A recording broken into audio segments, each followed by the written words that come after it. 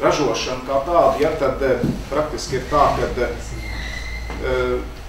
Latvijā ražošanu var attīstīt ārvalstu investīcijas un pašu kapitāls kopsadarbībā. Tāpat tās ļoti svarīga lieta ir zināšana un tehnoloģiju pārnese, kas var atstāt ļoti lielu iespaidu uz tā vai savādāk projektu attīstību.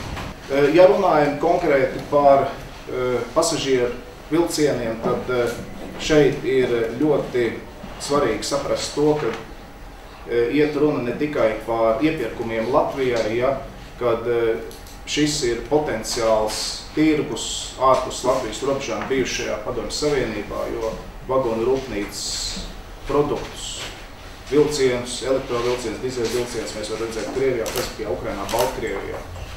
Un ja šis projekts veiksmīgi attīstās Latvijā, viennozīmīgi, ja, tas ir ļoti labs eksporta placdarms jau tālāk uz priekšu un jaunu tirgu apgūvi.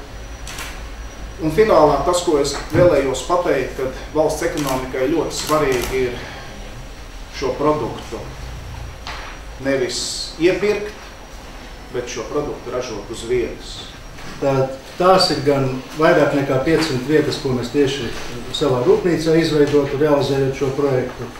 Tie ir nodokļi, ko nomaksātu saņemot šie cilvēki algās un arī citā veidā nodokļi, kas tiktu maksāti. Kā piemērs, tas ir, varētu teikt, kad gan iedzīvot ienākumu nodoklis, kaut vai rēķinot tos pašus 500 cilvēkus, varētu būt apmēram 2,5 miljoni latu gadā, nerunāt par pārējiem nodokļiem, kopējais varētu būt kādi 100 miljoni, ko varētu Latvijas tautsaimniecība iegūt.